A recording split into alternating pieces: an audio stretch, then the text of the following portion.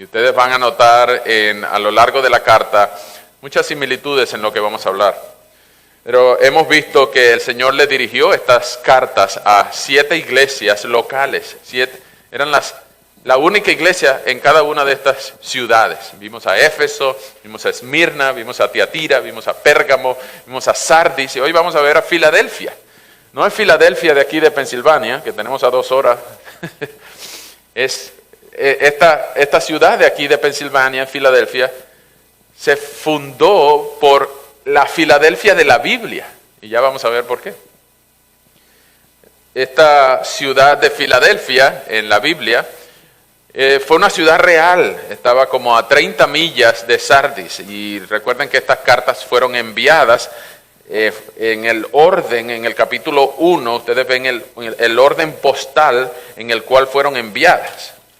Ustedes ven en el versículo 1:11 que dice Juan, que es el autor humano, el que está recibiendo el dictado de parte de Dios, de Jesús. En este mismo recibió la visión del Hijo del Hombre en el Apocalipsis. En el capítulo 1, versículo 10, él dice: en el día del Señor quedé bajo el poder del Espíritu y detrás de mí oí una fuerte voz parecida al sonido de una trompeta que decía: escribe en un libro lo que ves y envíalo a las 7 iglesias: Éfeso, Esmirna, Pérgamo, Tiatira, Sardis, Filadelfia y Laodicea. Entonces, ese orden en que están escritas era el orden postal, era el orden en que el cartero dejaba las cartas.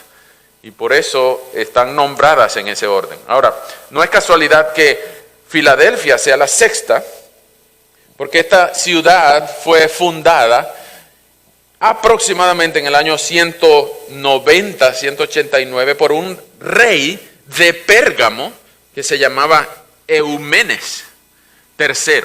Pero este rey tenía la particularidad que tenía varias esposas, pero no tenía ni un solo hijo.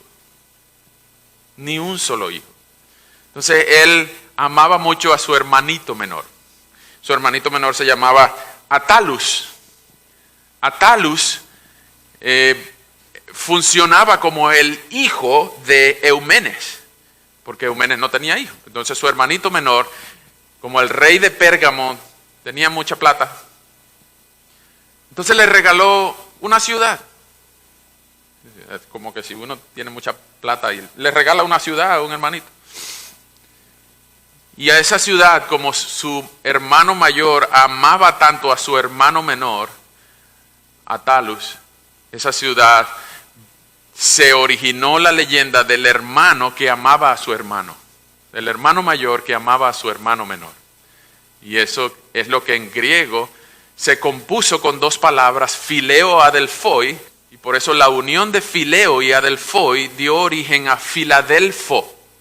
El amor filial por un hermano es Filadelfia. Y por eso el origen, no solo de la palabra, sino de la ciudad que Eumenes le regaló a Attalus en el año 190, antes de Cristo. Y eso es importante que lo sepamos porque el hecho de que la palabra Filadelfia signifique amor fraternal, amor a mi hermano, fileo es amor y adelphoi es hermano, es lo que le da origen al amor que esta iglesia evidencia. No solamente esta iglesia Sublime Gracia, no solamente la iglesia de Filadelfia en el capítulo 3 de Apocalipsis, sino que es el deseo del Señor de que todas las iglesias en todo el mundo, todos los hermanos amen a todos los hermanos. Y todas las hermanas amen a todas las hermanas. Y la iglesia sea identificada por el amor que se tienen unos con los otros. Y que haya un negrito y un blanquito, que haya un gordito y un flaquito, que haya uno de este partido y este otro partido, que haya uno de este país y otro de este país, y que la gente del mundo se pregunte, ¿y cómo esa gente se quiere si son tan diferentes? Porque lo que los une es Cristo. Y no hay otra razón para amarnos que nuestra lealtad superior a Cristo. Somos completamente diferentes. Unos van a Brasil, otros van a Argentina. Bienvenida hermana Milena, que es de Argentina. Y otros van a Croacia y otros van a Marruecos. Pero cuando estamos viendo el juego salimos todos echándonos bromas y sonriendo porque nos amamos. Pero más aún, más allá del domingo, nuestro amor no se explica por otra razón, con gente tan diferente, de tantas clases sociales, gente que gana mucho, gente que gana poco, gente que es fea, gente que, bueno, aquí no hay gente fea, gente que es muy bonita y gente que es menos bonita. Y la gente del mundo, y es el deseo del Señor que no se explique nuestra unidad aparte de Cristo. Porque bien lo dice Mateo 5:16, que los demás vean vuestras buenas obras y glorifiquen a nuestro Padre que está en los cielos. O sea que la unidad, el amor cristiano, el amor fraternal, es un medio de evangelismo. Y es lo que esta iglesia en Filadelfia estaba explicando. Entonces vengan conmigo, por favor, viendo ya algunas características de la iglesia de Filadelfia, que por cierto quedaba en una colina. Quedaba en una colina inmensa con vista al mar, pero era una inclinación muy, muy pronunciada en Filadelfia. Y había muchos terremotos. En Filadelfia había muchos terremotos. Todavía la zona grecorromana, lo que es el occidente de Turquía, hay muchos terremotos. Están en las zonas volcánicas que dividen el mar y toda el área de Asia Menor. Hay muchos volcanes, muchos terremotos. De hecho, en el año 17 después de Cristo hubo un terremoto que destruyó 4 de estas iglesias. Y ustedes van a ver que las ruinas de lo que antes eran las iglesias, hoy en día están en el piso. Porque las columnas no aguantaron los terremotos. Muchos terremotos pasaron. Y también había en esa ciudad otra sinagoga de judíos, que eran unos, permítame ser un poco diplomático acá, eran racistas. En el sentido de que ellos estaban tratando de monopolizar la salvación, porque nosotros los judíos somos los únicos que podemos ser salvos. Y miraban a los demás diciendo por encima del hombro, yo soy judío y tú no. Y si tú no eres judío, tú no vas para el cielo. Le cerraban la puerta en la cara. Le tiraban la puerta cuando alguien se convertía del judaísmo al cristianismo. Recuerden, la mayoría de los primeros cristianos eran ex judíos. Por eso se escribió la carta de Hebreos. Porque algunos judíos querían conservar costumbres del judaísmo. Pero cuando los judíos ahora convertidos al cristianismo en Filadelfia querían tener compañerismo con los judíos para evangelizarlos o simplemente para conservar las amistades que crecieron juntos toda su vida, los judíos le cerraban la puerta, le trancaban la puerta de sus casas y de la sinagoga y le partían la nariz con la puerta a los que ahora eran cristianos. Entonces tú te puedes imaginar cuando tú creíste en el Señor, cuando tú llegaste a los pies de Cristo, mejor dicho, Cristo te trajo a sus pies, que tú perdiste algunas amistades, incluso algunas relaciones con la familia. Quizá para nosotros no es muy común que papá y mamá te den la espalda y te tranquen la puerta de su casa, pero para los musulmanes sí es común eso. Se llama desheredar, desconocer. Cuando un musulmán cree en Cristo, la familia le da la espalda, lo deshereda, lo desconoce y hasta el apellido le quita. Para nosotros no es muy común eso. Lo más común es perder amistades, gente que se puso brava con uno porque ahora uno en vez de ir para la misa va para el culto. O gente que le da la espalda porque uno creyó en Cristo. Yo no sé si ustedes tuvieron amigos así, familiares así, mamá, papá, un hermano, un amigo. Pero esta gente la estaba pasando peor porque sus mismos vecinos ahora le trancaban la puerta en la cara. Literalmente le tiraban la puerta en la cara porque los judíos creían que no podían contaminar su casa con un gentil. Porque eso era comunicación con el mundo, comunión con el mundo. Hasta el polvo se sacudían de los pies para que no entrara en la casa un gentil. Entonces, imagínense la situación que estaban estos creyentes en Filadelfia. Pero en esta ciudad, conocida por ser una ciudad de amor fraternal, conocida por sus grandes, el anfiteatro y las columnas que había en todo el lugar, y por el rechazo de los judíos, el Señor le envía una carta que es la única, junto con Esmirna. 5 de las 7 cartas son para reclamarle y llamarlos al arrepentimiento. Solo la carta a Esmirna y a Filadelfia son cartas que el Señor no le reclama nada a la iglesia de Filadelfia. Es una iglesia linda, es una iglesia chiquita, es una iglesia que lo único que tiene es a Cristo, tal como ustedes, tal como nosotros. Una iglesia chiquita, en medio de una ciudad imponente. No es una iglesia poderosa, pero es una iglesia que tiene a Cristo y por eso es una iglesia poderosa. Vamos a leer en Apocalipsis capítulo 3, versículos 7 al 13. Vengan conmigo, por favor. Tenemos por costumbre leer en la versión Reina Valera contemporánea, pero usted puede leer en la versión que usted tenga. Es muy similar a todas las versiones. Escribe al ángel de la iglesia en Filadelfia. Así dice el santo y verdadero, el que tiene la llave de David, el que abre y nadie puede cerrar, y cierra y nadie puede abrir. Yo sé todo lo que haces. Yo sé todo lo que haces. Delante de ti he puesto una puerta abierta, la cual nadie puede cerrar.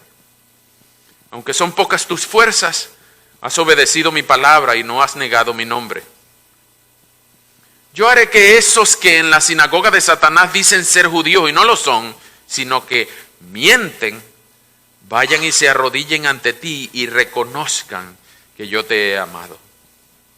Por cuanto has obedecido mi mandamiento de ser perseverante, yo también te protegeré a la hora de la prueba, la cual vendrá sobre el mundo entero para poner a prueba a cuantos habitan en la tierra. Ya pronto vengo. Lo que tienes, no lo sueltes, y nadie te quitará tu corona. Al que salga vencedor lo convertiré en columna del templo de mi Dios y nunca más saldrá de allí. Sobre él escribiré el nombre de mi Dios y el de su ciudad, es decir, de la nueva Jerusalén que desciende del cielo de mi Dios, y también mi nuevo nombre. El que tenga oídos que oiga lo que el Espíritu dice a las iglesias. Vamos a orar. Señor, muchas gracias por tu palabra.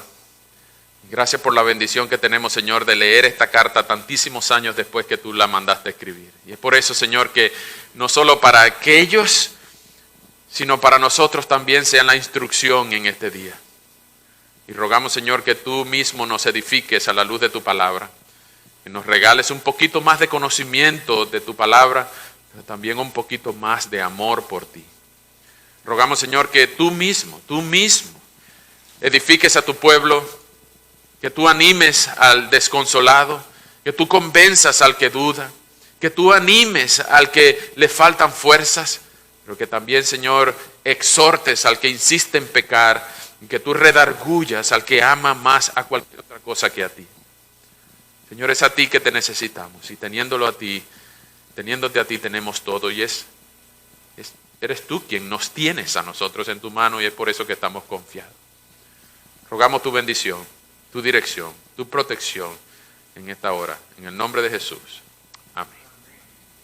Bien, tenemos 5 puntos nada más y voy a avanzar rápido en el primero y en el segundo, los demás, tercero, cuarto y quinto, voy a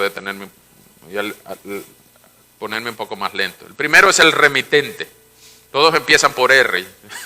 Los bautistas tenemos la costumbre de hacer todas las cosas por la misma letra, así que todo hoy es por R. El primero es el remitente. ¿Quién es el remitente de la carta? Es una carta a la iglesia de Filadelfia, pero esta iglesia, el mismo nombre, Fileo Adelphoi, de Filadelfia, quiere decir que es una iglesia amorosa. Es una iglesia amorosa. Entonces, ¿quién es el remitente que le envía la carta? Bueno, hasta ahora, las 5 cartas anteriores han tenido descriptores, adjetivos, calificativos del remitente enraizados en el capítulo 1. Ustedes ven que en los primeros versículos de cada carta rescatan algunas de las introducciones de la visión del Hijo del Hombre en el capítulo 1. Pero en esta carta particular en Filadelfia, el remitente se presenta como el santo y verdadero. Y eso no está en el capítulo 1. También se presenta como el que tiene la llave de David. Ya vamos a hablar un poco más de eso. Y también se presenta como el que abre y nadie puede cerrar, y cierra y nadie puede abrir. Imagínate que a ti te presenten a alguien, mucho gusto. Mi nombre es Alejandro. ¿Y tú?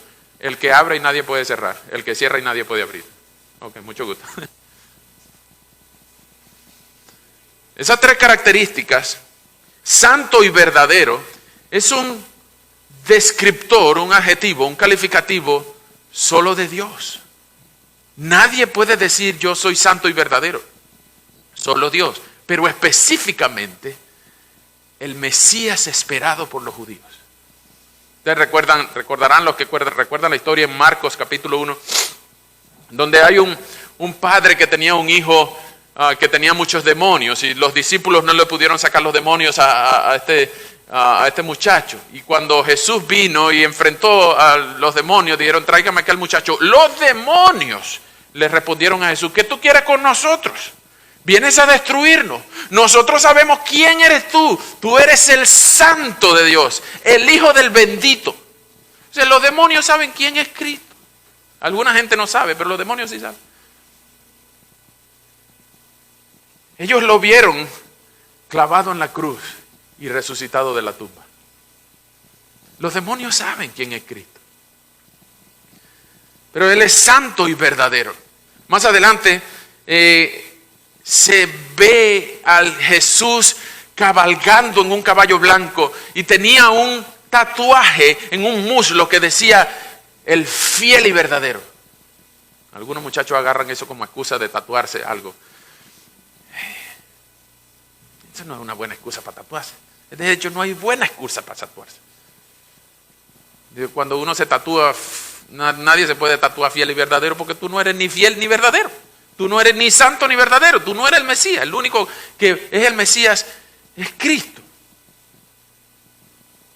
Y Él dice, escribe Juan, yo soy el santo y verdadero.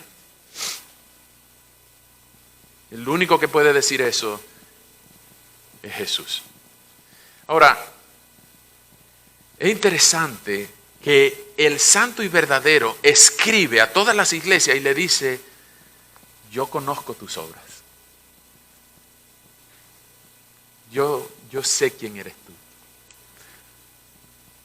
Como dice aquel título de aquella famosa película, yo sé lo que hiciste el verano pasado.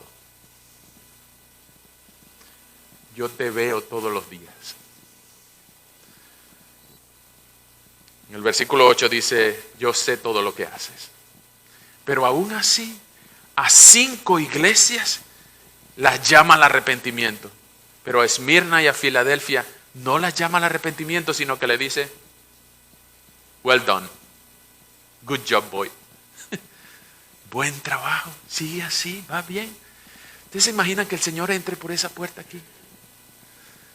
¿Qué vería Él? No solamente en nuestra vida congregacional, sino en nuestras vidas individuales. Todos los días en mi trabajo. Todos los días en tu trabajo. De 9 a 5. ¿Cómo te relacionas tú con tu gente en tu casa, en tu trabajo, con tu familia, con tus vecinos?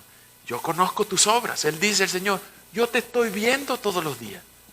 En el capítulo 1 dice que Él anda entre los 7 candeleros. Él está en medio nuestro. Él conoce nuestras obras. ¿Y saben? Las buenas y las malas. Pero aún a pesar de que el santo y verdadero conoce nuestras obras, Él sabe que esta iglesia no es perfecta, pero no le reclama nada. No existe tal cosa como una iglesia perfecta. Vamos a estar claros. No existe tal cosa como una iglesia perfecta. Es más, ni esta iglesia es perfecta. Ninguna iglesia es perfecta. Porque están llenos de gente imperfecta. Pero el santo y verdadero conoce nuestras obras y no le reclama ni le llama al arrepentimiento, sino que le dice, va bien, va bien. ¿Qué diría el Señor si entra por ahí y nos ve a nosotros y dice, yo los conozco a ustedes? ¿Nos llamaría al arrepentimiento? ¿O nos diría todo lo que le dice a esta iglesia de Filadelfia? Él es el remitente, el santo y verdadero. También Él es el que tiene la llave de David. Él se presenta como el que tiene la llave de David. Pero eso es una ilustración sacada de Isaías. Vengan conmigo por favor a Isaías. Isaías capítulo 22, se los voy a leer por encimita. Cuando Eliakim era rey de Israel, después de David, se habían acumulado muchos tesoros, tanto que recuerdo que una vez leí que había 20 toneladas de oro, imagínense, que David le dejó a Salomón para el templo. 20 toneladas de oro, eso no son 3 libras, eso no se guarda en el bolso. 20 toneladas de oro y muchas más cosas la guardaron en un depósito, y el que tenía la llave de eso se llamaba Sebna, en Isaías 22. Pero en Isaías 22, vamos a leer desde el 20, ese mismo día, Isaías 22, versículo 20, ese mismo día llamaré a mi siervo Eliakim, hijo de Hilcías, y le pondré tus vestiduras, lo ceñiré de tu cinto y le entregaré tu autoridad, y será como un padre para los habitantes de Jerusalén y para la casa de Judá. Yo le entregaré la llave de la casa de David. Lo que él abra, nadie podrá cerrarlo. Lo que él cierre, nadie podrá abrirlo. En otras palabras, Eliakim ahora tenía la autoridad para entrar y salir del lugar donde estaba el tesoro, y para dejar entrar y para dejar salir a quien él quisiera.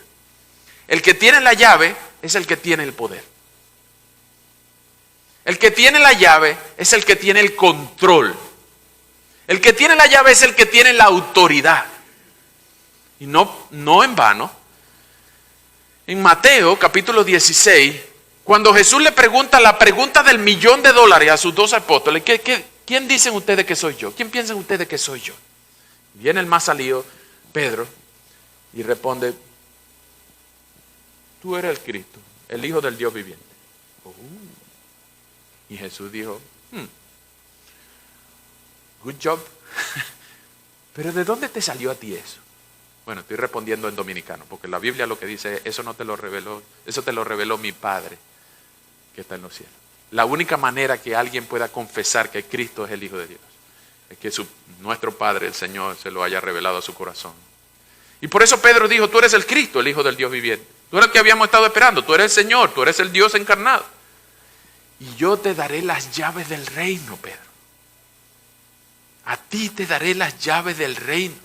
Y todo lo que atares será atado en el cielo. Y todo lo que desatares será desatado en el cielo. Esa palabra es abrir y cerrar. No atar y desatar como la gente anda declarando cosas que ni se cumplen. Ni cosas genéricas que no. Eso de desatar bendición y atar las maldiciones, olvídense de eso. Eso es religiones orientales, eso es más brujería que otra cosa. Lo que la Biblia enseña es abrir y cerrar, porque para eso son las llaves. Las llaves no son para atar y desatar. Las llaves son para abrir y cerrar. Ustedes ven, por ejemplo, el Papa, el logo del Vaticano, y tiene 2 llaves cruzadas aquí, porque el Vaticano piensa que el San Pedro es el primer papa, es el que tiene el uso de la llave, por eso de Mateo 16. Pero la verdad es que más adelante, 2 capítulos más adelante, el Señor Jesús, que le dio la llave a Pedro, más adelante se la da a todos los apóstoles. Cuando en el proceso de disciplina de un creyente le dice: bueno, primero tienes que ir, ¿cómo se perdona a un hermano? Primero tienes que ir tú a solas con él, después si no te hace caso, con 2 testigos, y si no te hace caso, dilo a la iglesia. Y si la iglesia no le hace caso, tenlo como gentil y publicano.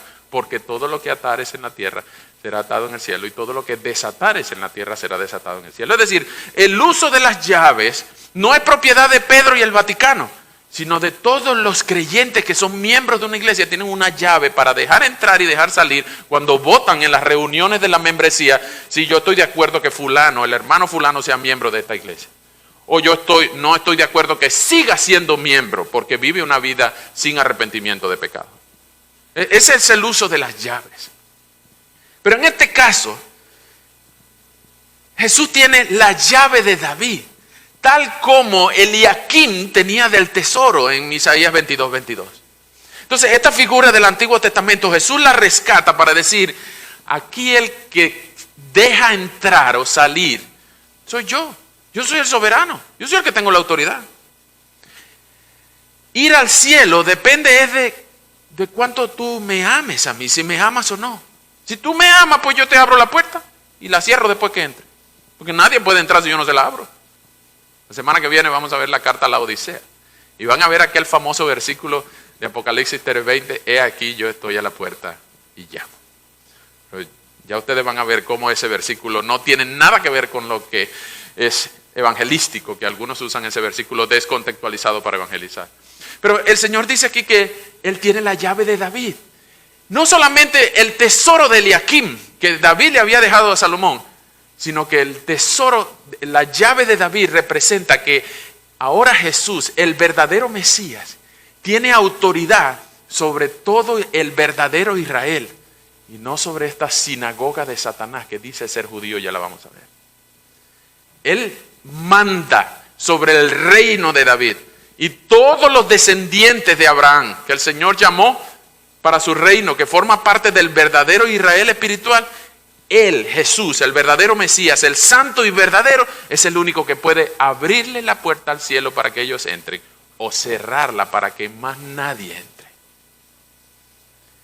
Esto se llama autoridad soberana. El hecho de que el Señor tenga la llave significa que tú y yo tenemos que estar a cuentas con Él.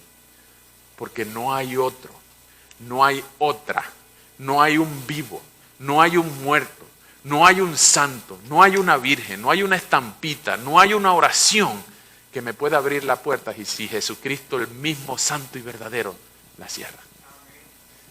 No hay otra vía. Él mismo dijo, yo soy el camino, la verdad y la vida. Y nadie va al Padre sino por mí. Entonces, si tú quieres ir al cielo, pues tú tienes que estar en la buena con el que tiene la llave. Y el que tiene la llave no es el viejito San Pedro. El que tiene la llave es el mero mero, el santo y verdadero, el único que tiene poder para abrir la puerta. Y después que él abra la puerta, pues nadie le puede poner pie, nadie dice, no la puede cerrar. Pero cuando él la cierra, nadie la puede abrir. Tal como pasó, ¿se acuerdan cuando pasó en el arca de Noé en Éxodo? En Génesis. Que Dios mismo cerró la puerta.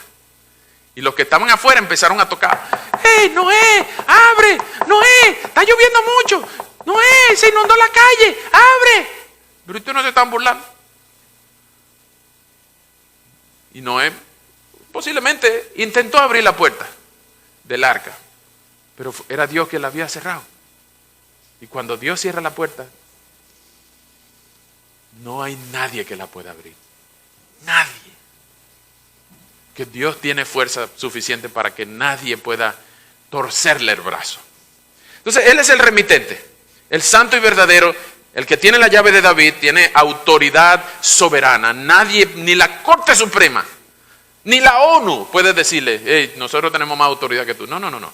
Yo soy el que tiene la llave de David, el que abre la puerta y nadie la puede cerrar, y el que cierra y nadie puede abrir. Ese es el remitente. Segundo, Jesús habla de una reivindicación. Segundo punto. Primero remitente, segundo reivindicación. Reivindicación quiere decir que unas personas estaban en una buena condición, pero de alguna manera fueron rechazados. Ahora el Señor mismo es el que los va a reivindicar. ¿Qué estaba pasando ahí? En la introducción les comenté que los primeros cristianos eran ex judíos. Y cuando los judíos se enteraban de que estos habían rechazado el judaísmo para preferir a Cristo, para confesar a Cristo como Señor, entonces los judíos rechazaban a los nuevos cristianos y le trancaban la puerta en la cara y los expulsaban. Váyase de aquí, que usted ahora es cristiano, usted no es uno de nosotros. Entonces, imagínense cómo podían sentirse esos cristianos, que eran pocos. Y ser excluido de la comunidad significaba estar aislado en el pueblo. Y prácticamente no te vendían nada, no te vendían refresco, no te vendían pupusas, no te vendían arepa, no te vendían nada. Porque tú estabas aislado de la comunidad. Tú eras un expatriado. Pero Jesús mismo dice, en el versículo 8, yo sé todo lo que haces. Delante de ti he puesto una puerta abierta a la cual nadie puede cerrar. y aunque son pocas tus fuerzas, tú has obedecido mi palabra y no has negado mi nombre. Te has mantenido fiel, en otras palabras. Pero en el versículo 9 dice, yo haré que esos que en las sinagogas de Satanás dicen ser judíos y no lo son, sino que mienten, vayan y se arrodillen ante ti y reconozcan que yo te he amado.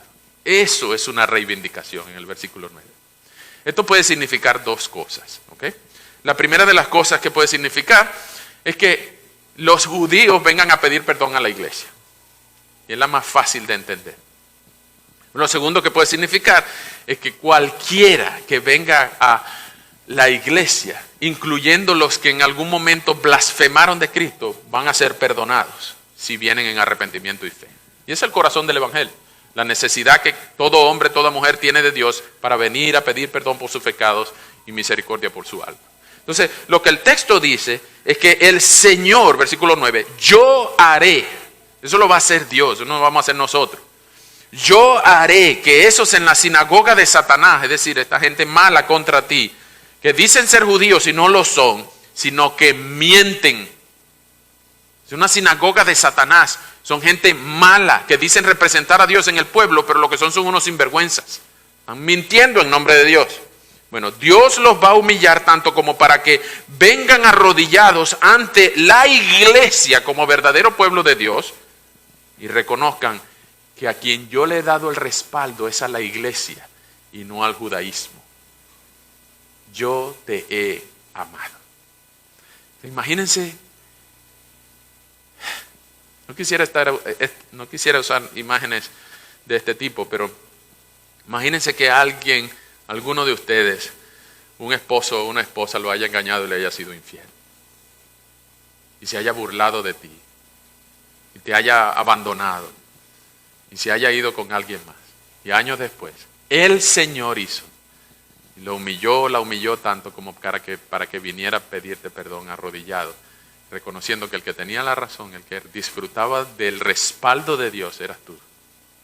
Si alguien ha pasado por esa situación, este versículo tiene que darle un consuelo increíble. El Señor conoce nuestras obras, las buenas y las malas. Y no nada más las tuyas y las mías, las de todo ser humano. En algún momento, los justos van a ser premiados y los malos van a ser castigados. Pero incluso algunos de los malos van a pedir misericordia y arrepentirse en el último minuto de su vida. En el último minuto de su vida. Algunos van a llegar al cielo con un pie chamuscado, porque casi del infierno fue que los sacó Dios. Porque hasta el último minuto habrá esperanza, pero nadie sabe cuándo es el último minuto. Así que no juegues con Dios. Si tú oyes la voz de Dios hoy, no endurezcas tu corazón y pídele perdón por tus pecados y misericordia por tu alma. Ahora, esto de la reivindicación tiene dos orígenes. Y el primer origen está en Isaías 60. Vengan conmigo por favor a Isaías 60. Cuando están hablando de la Nueva Jerusalén en el Antiguo Testamento, el capítulo 60 del profeta Isaías habla de la futura gloria de Sión. Pero específicamente está narrando un montón de características de la futura Nueva Jerusalén que se cumple en el capítulo 21 de Apocalipsis. Pero específicamente en el versículo 14 hay un vínculo muy preciso de todo lo que va a ocurrir en la futura Sión que ahora el Señor lo está usando en la iglesia de Filadelfia. Vengan conmigo a Isaías 60, capítulo 14. Isaías 60, 14. Isaías 60, 14. Los hijos de tus opresores vendrán y se humillarán ante ti, y a tu paso se inclinarán todos los que te insultaban, y te llamarán ciudad del Señor y también la Sión del Santo de Israel. Es decir, el Señor mismo va a hacer que sus enemigos se postren ante el estrado de sus pies. El Señor mismo va a hacer que sus enemigos reconozcan una vez y para siempre que Él es el que manda, que Él es el santo verdadero. Por eso en alguna otra parte de la Escritura dice, mía es la venganza, yo pagaré, quédate tranquilo. La venganza es del Señor, haz tú tu parte, que el único que puede convencer a los enemigos de Dios y subyugarlos con su soberanía es Dios, no tú. Entonces ten paz, porque el que va a convencer a tus enemigos no son tus enemigos, sino que son enemigos de Dios por meterse con quien Dios ha amado. Entonces ten paz, entrégale esa carga al Señor y dice: Señor, mire, este hombre, esta mujer me está fastidiando la vida, encárgate tú de él. Yo no puedo, pero tú harás que esos que en la sinagoga de Satanás dicen ser judíos y no lo son, sino que mienten, vayan y se arrodillen ante ti y reconozcan que yo te he amado. Disfruta tú del amor de Dios.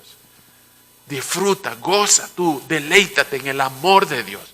Y Él concederá todas las peticiones de tu corazón.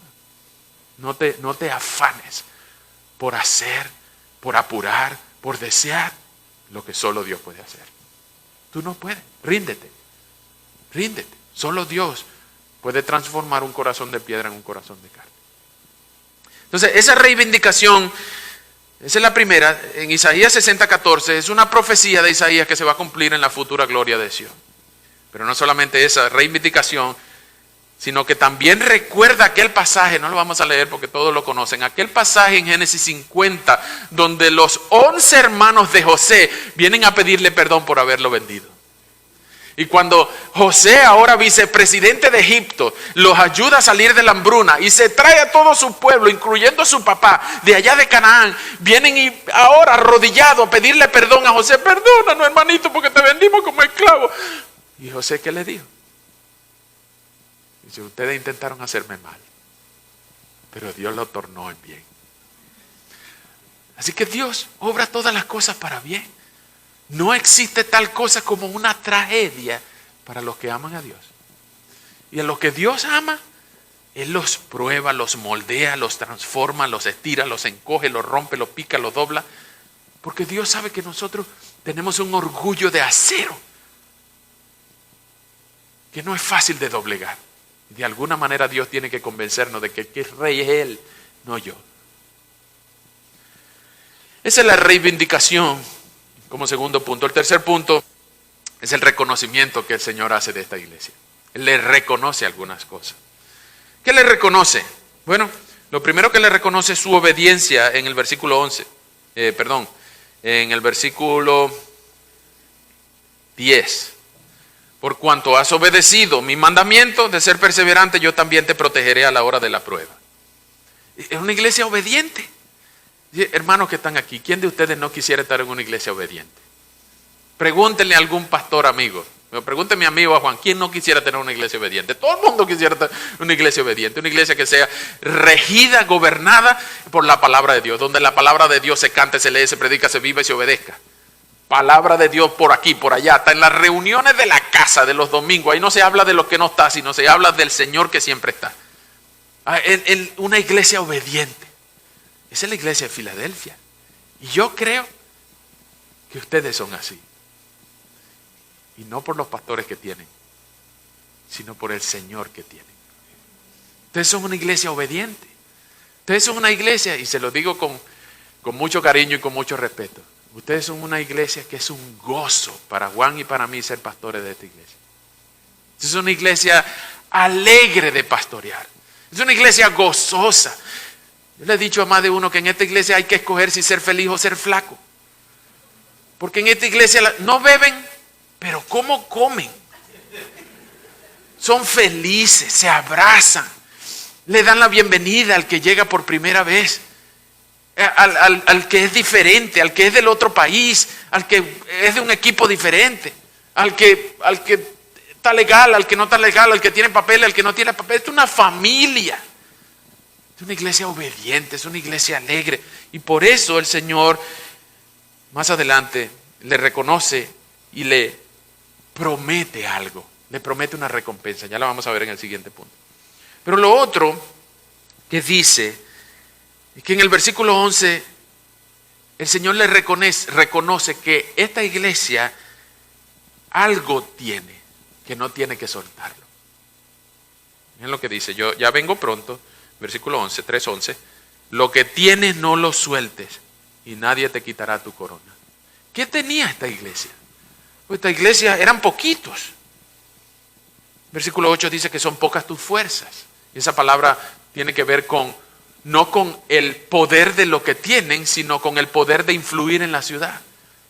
Entonces, yo estoy casi seguro que las autoridades de esta ciudad, y esta ciudad siendo el asiento del gobierno federal, ellos no tienen idea de quién es la Iglesia Bíblica Sublime Gracia. Esta iglesia es insignificante en medio de esta gran ciudad. Pero el Señor sabe quiénes somos. El Señor sabe quién es uno de los suyos y quién no. Y hay iglesias, ¿saben? Quiero decir esto con mucho respeto, hay grupos de personas que se llaman iglesias, que no son iglesias, sino una sinagoga de Satanás. En esta ciudad hay grupos de personas que quieren que Dios les respalde su pecado. Y han hecho de esas congregaciones un grupo de personas que lo que quieren es vivir en su pecado y llamarse cristianos con la esperanza de que Dios les avale lo que ellos están haciendo. Pero para el mundo, lo que tú haces, no solamente los domingos, sino de lunes a viernes en tu trabajo, lo poquito que le compartes el evangelio a tus amigos, vecinos y familiares, para el mundo eso es insignificante. Y ustedes pensarán, ¿qué diferencia estamos haciendo?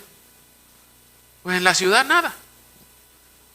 En los tiempos de la pandemia, desde junio 2020 hasta octubre 2021 repartimos, para la gloria de Dios, no la gloria de ninguno de nosotros, 10.945 cajitas de comida. Y eso sin contar las ropas, las donaciones, a 922 familias diferentes, que de otra manera no hubiéramos podido conocerlas. Y tenemos una base de datos del contacto de todos ellos. ¿Cuántas personas de esas 922 familias vinieron? 2. ¿Qué diferencia estamos haciendo en la ciudad? Pues de esas 922 familias no sabemos cuántos van a ir al cielo por causa de lo que el Señor hizo a través de nosotros. Pero nosotros lo hicimos porque Jesús mismo dijo, si a mí me lo hicieron, a uno de estos pequeñitos se lo hicieron. No lo hacíamos para que ellos fueran miembros de tu iglesia, sino lo hacíamos para demostrarle el amor de Cristo que le dio de comer al hambriento. Y el Señor se encargará de los resultados.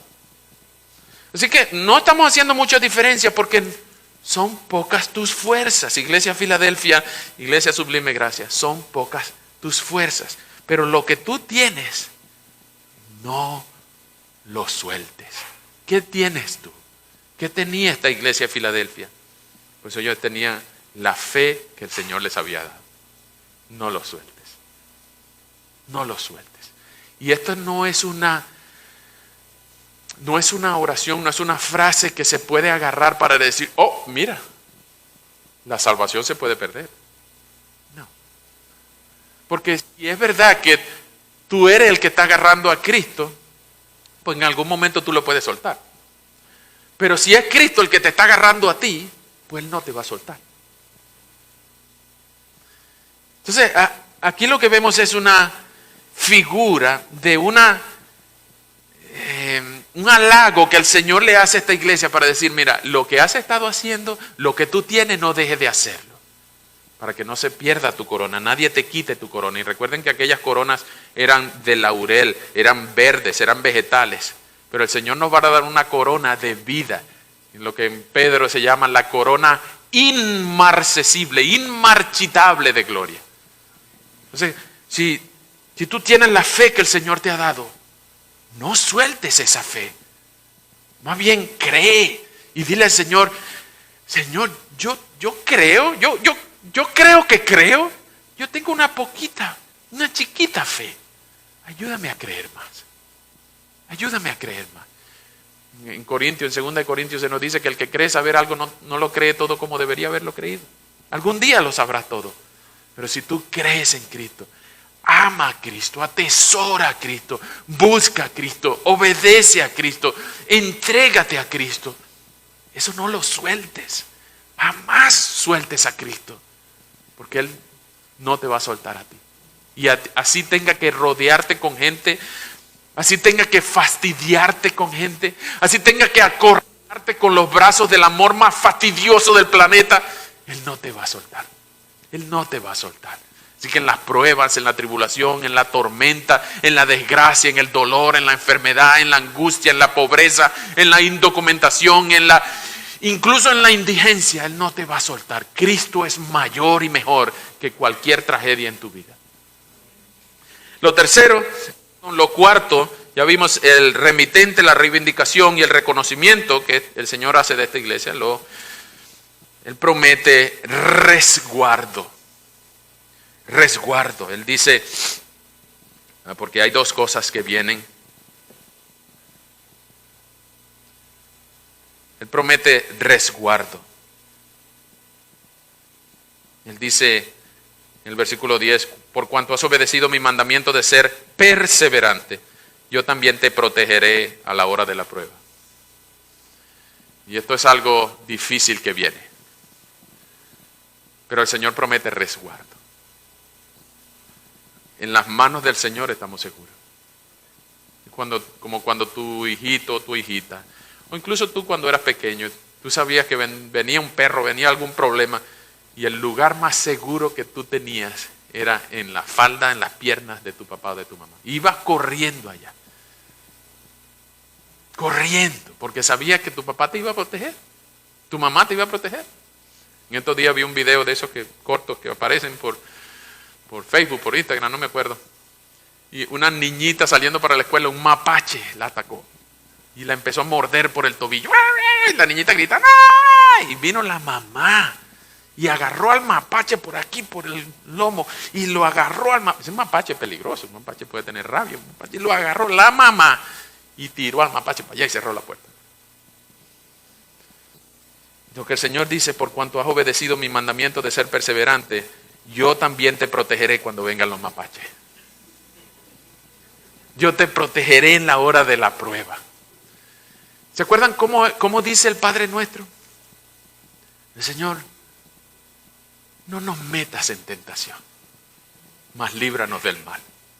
Dice, el Señor lo que hace es guardarnos. En 1 Corintios 10:13, Él nos pone límites a la tentación. Ninguno de nosotros puede decir, oye, pequé porque esa tentación era mucho más fuerte que yo. Es que no la pude resistir. Pero si 1 Corintios 10:13 dice que no nos ha sobrevenido una tentación que no sea humana, sino que juntamente con la tentación vendrá la salida.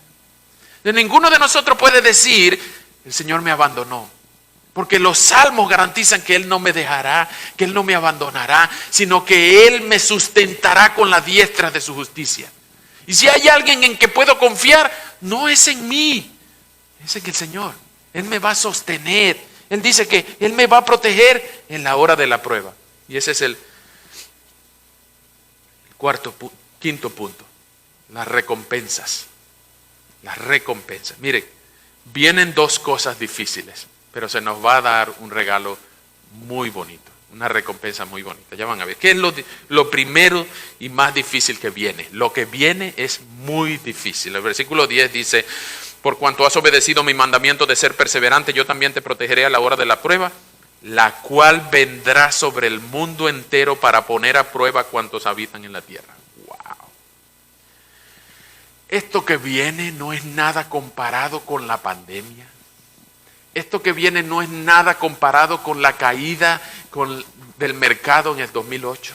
Esto que viene no es nada comparado con la recesión de los años 30. Esto que viene no es nada comparado con la Segunda Guerra Mundial de mediados del siglo pasado. Esto que viene es una situación en el mundo entero para poner a cuantos habitan en la tierra. Esto es una situación muy, pero muy difícil, que va a haber muchas situaciones difíciles, pero sobre todo lo peor de todo es que muchos van a negar a Cristo por causa de lo que están pasando. Pero como el Señor promete en el versículo 8 que a todos los que han obedecido mi palabra y no han negado mi nombre, Él en el versículo 10 dice que yo te protegeré a la hora de la prueba. No te voy a evitar la prueba, pero yo voy a estar contigo. Es exactamente lo mismo que nuestro Señor hizo en Getsemaní.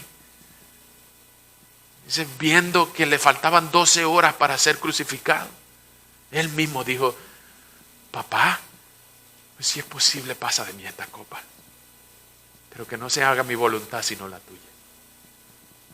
Él mismo no nos está pidiendo ni prometiendo algo que Él mismo no haya hecho. Ese es el Señor de la iglesia amorosa. Ese es el Señor. Él es el Señor que te ama, que te amó y que promete protegerte en tu hora más oscura, en tu hora más difícil. Así como prometió a la iglesia de Filadelfia, pues a ti también, Iglesia Sublime Gracia, también promete amarte y protegerte. Tú eres su hijo amado, tú eres su hija amada. Él no te va a abandonar. Eso es lo primero que viene, algo difícil, algo muy difícil. Pero aquí viene lo mejor. De las dos cosas que vienen, la cosa mala que viene es muy, tan mala como la cosa muy buena que viene. ¿Qué es lo muy bueno que viene? Pues él mismo, en el versículo 11, él dice, he aquí yo vengo pronto. Yo mismo, el santo y verdadero. Yo soy el que tiene la llave de David. Yo soy el que abre las puertas y nadie puede cerrarlas. Yo soy el que cierra la puerta y nadie puede abrirla. Yo vengo pronto. Vengan conmigo al mismo Apocalipsis, capítulo 21. Yo quiero que ustedes se imaginen algo. 22. Yo quiero que ustedes se imaginen algo. No tienen que cerrar los ojos, pero cierren los ojos de su imaginación. Imagínense al viejito Juan el apóstol. Tendrá, qué sé yo, 90 años. Una barba grandota porque no había afeitadoras en Patmos.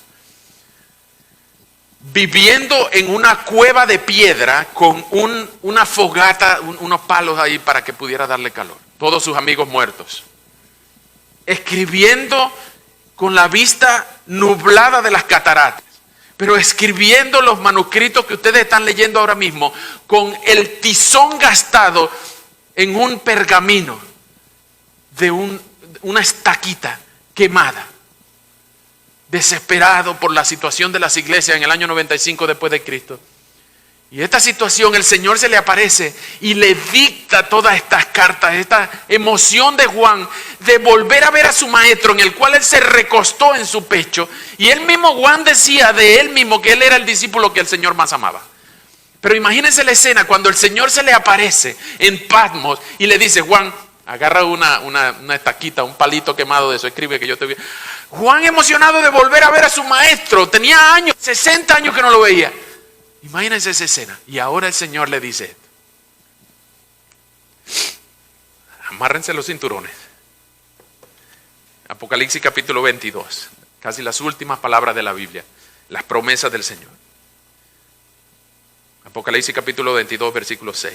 Estas palabras son fieles y verdaderas. El Señor, el Dios de los espíritus de los profetas, ya ha enviado a su ángel para que les muestre a su siervo lo que pronto tiene que suceder. Yo vengo pronto. Imagínense a Juan viendo eso. Dichoso el que obedece las palabras proféticas de este libro. Yo, Juan, soy quien vio y oyó ya estas cosas. Y después de verlas y oírlas, me postré a los pies del ángel que me mostraba estas cosas para adorarlo. Pero él me dijo, no lo hagas. Yo soy consiervo tuyo y de tus hermanos los profetas y de los que obedecen las palabras de este libro. Tú adora a Dios. Y me dijo también, no selle las palabras proféticas de este libro porque el tiempo está cerca. Deja que quien sea injusto siga siendo injusto, que quien sea impuro siga siendo impuro, que quien sea justo siga practicando la justicia y quien sea santo siga santificándose. Miren, yo vengo pronto y traigo conmigo mi galardón para recompensar a cada uno conforme a sus acciones. Yo soy el alfa y la omega, el principio y el fin, el primero y el último. Bienaventurados los que lavan su ropa para tener derecho al árbol de la vida y para entrar por las puertas de la ciudad. Pero afuera se quedarán los pervertidos, los hechiceros, los que han caído en la inmoralidad sexual, los homicidas, los idólatras y todo aquel que ama y practica la mentira. Yo, Jesús, he enviado a mi ángel para que les dé a ustedes testimonio acerca de estas cosas que tratan de las iglesias. Yo soy la raíz y el linaje de David y la estrella resplandeciente de la mañana. Y el espíritu y la esposa dicen, ven. ven Señor Jesús, y el que oiga que diga ven, y el que tenga sed que venga y que quiera y que tome gratuitamente del agua de la vida. Y por ahí se va. Imagínense Juan recibiendo las palabras del Señor diciendo, yo vengo pronto, Juan. Wow. Yo no sé tú, pero cada vez que recibo un año, Maribí y yo oramos diciendo, ¿será este el año en que tú vengas, Señor? Si usted tiene por costumbre hacer algo, un besito, un abrazo el fin de año para recibir el año, pregúntele al Señor, Señor, ¿será este el año en que tú vas a venir? No solamente el año, cada lunes que tú abres la cortina de la ventana y puedes ver, Señor, ¿será esta semana en que tú vas a venir? Cada día que tú abras los ojos, en vez de agarrar el teléfono, dile, buenos días, Señor, ¿será este el día en que tú vas a venir? Los cristianos vivimos con una actitud de expectativa, una sensación de alarma, una actitud de esperar todos los días al Señor. Todos los días. Una cosa que Juan no vio, los cristianos sí lo van a ver. Puede que no seamos tú y yo, pero desde que el mundo es mundo, el pueblo del Señor ha existido, y desde que el Señor se fue, la iglesia del Señor ha existido y jamás desaparecerá. Y algunos de los cristianos van a ver el retorno de Cristo en persona, en gloria, para venir a buscar a su pueblo. Posiblemente tú y yo no. Ojalá que sí. Y ojalá que sea más pronto que tarde. ¿Tú lo estás esperando? ¿Tú quieres que sea hoy? Algunos dicen, todavía no, Señor. Es que no me he casado. Todavía no, Señor, es que no me he graduado. Todavía no, Señor, porque fulanito no ha creído, mi hijo, mi hija no ha creído. Algunos tienen algunos motivos más espirituales. Pero algunos tienen por tardanza eso.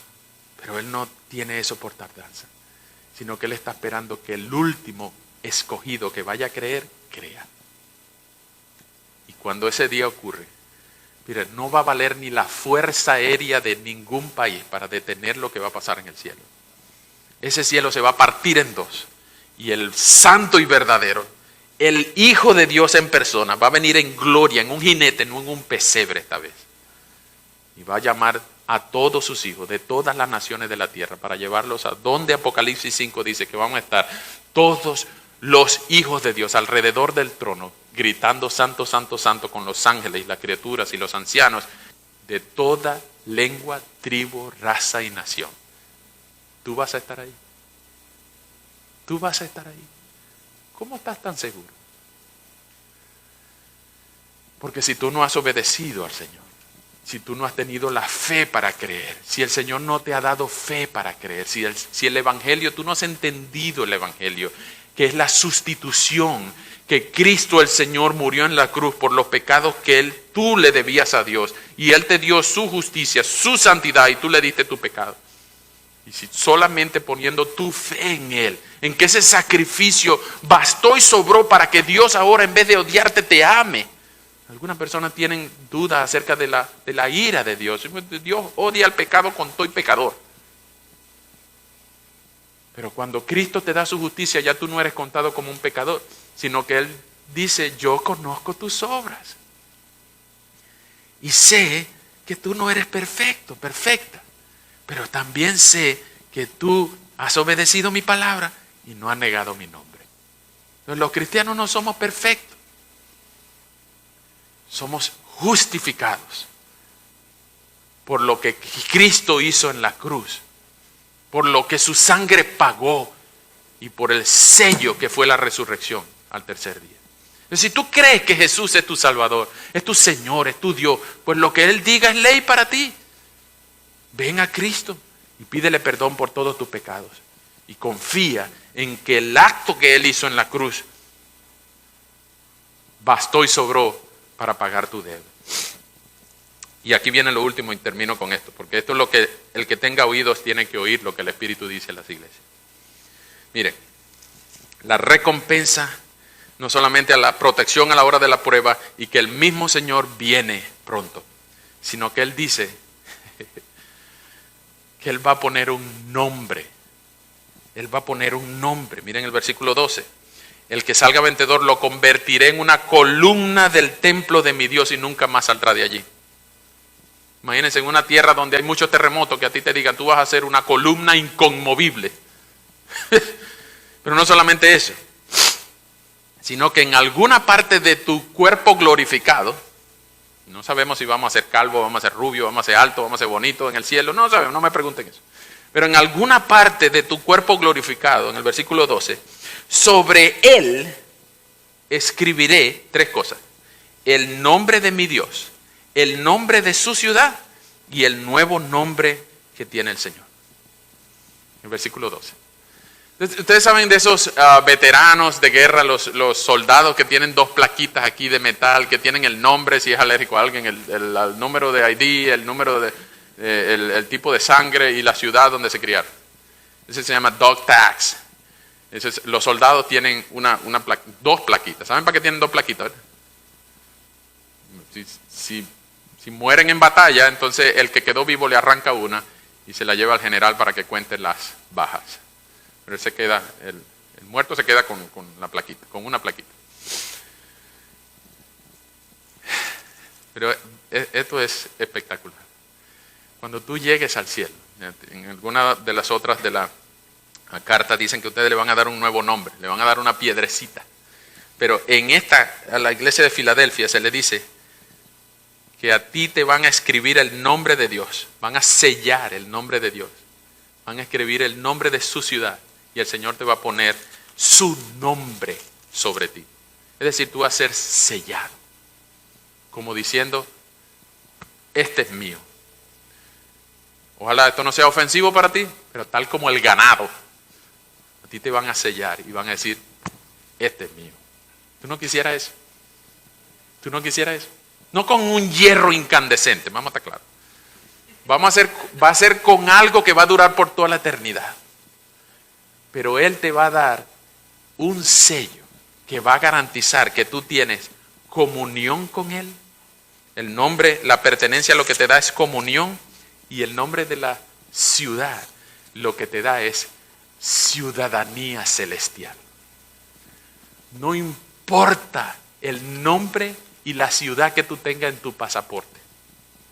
El día que tú llegues al cielo, tú vas a ser un ciudadano del cielo. Ese es el pasaporte, el sello que tú vas a tener en tu cuerpo, no en un papel. En tu cuerpo glorificado tú vas a tener un nombre, el nombre de tu dueño y el nombre de la ciudad a la que tú perteneces. Tú perteneces al cielo porque tú tienes una ciudadanía celestial. Ahora, para aquellos hombres hombres y mujeres de Filadelfia que le trancaban la puerta de la sinagoga, era difícil no poder relacionarse con su propia gente porque ellos se sentían excluidos de la sociedad. Tal como algunos de nosotros se sienten excluidos porque no tienen una visa o porque no tienen un papel legal, un social o un ID, un tax ID que diga, tú puedes trabajar, tú eres bienvenido aquí, tú no tienes problema con la ley, la migra no te va a llevar, cualquier cosa. Pero cuando el Señor ponga su sello sobre ti, se va a cumplir por fin lo que Filipenses 3:20 dice, que nuestra ciudadanía está en el cielo, de donde esperamos también al Salvador, a nuestro Señor Jesucristo. Entonces, tu ciudadanía está en el cielo, tu ciudadanía no está ni en este país ni en tu país de origen. Tu ciudadanía está en el cielo. Tú eres un ciudadano del cielo, donde está tu dueño, tu Señor, tu Salvador. Espera que Él viene. Déjale las tribulaciones a Él porque Él te va a proteger. Mientras tanto obedece. Él te va a reivindicar y a todos los que te han dañado Él va a traerlos a pedirte perdón. Ten paciencia, pero busca a Cristo. Ama a Cristo. Porque si nosotros somos individualmente amorosos, atesoramos a Cristo, pues colectivamente vamos a ser una iglesia amorosa que cuando el Señor venga nos va a buscar y nos va a hallar siendo fieles. ¿Quieres estar con nosotros? ¿Quieres acompañarnos en esta misión? Pues bienvenido seas. Vamos a orar. Señor, muchas gracias por esta carta a la iglesia de Filadelfia. Reconocemos que nosotros mismos no somos perfectos, pero como tenemos oídos, queremos oír lo que el Espíritu dice a las iglesias. Y sabemos que esto es un misterio, que muchos no lo entienden, que no entendemos todas las cosas como debemos entender. Pero lo que sí sabemos, y lo sabemos muy bien, es lo que tú hiciste por nosotros que no merecíamos. Que de pura gracia te plació amarnos y darnos a tu Hijo Jesucristo, para que muriera en nuestro lugar y que pagara con creces el precio de la ira que tú tenías en contra nuestra. Y que por el precio que Él pagó, ahora nosotros podemos amarte, podemos tener fe en ti, podemos reconocer que solo en Cristo hay vida eterna. Y que su resurrección selló la victoria de Cristo. Y todos los que ahora son sus hijos, ahora están esperando para que Él venga a buscarnos, para llevarnos al cielo, donde estaremos contigo por toda la eternidad. Pues, Señor, si hay alguien aquí que cree eso por primera vez hoy, rogamos, Señor, que hoy sea el día en que tú lo convenzas de su necesidad de ti y que venga pidiendo arrodillado perdón por su pecado y misericordia por su alma. Y ayúdanos a celebrar con él, Señor, que tú le has convertido en un enemigo a hijo. Y que si hay alguien aquí que aún duda, Señor, podamos durante la semana seguir conversando del amor que tú nos tienes. Tú eres el santo y verdadero.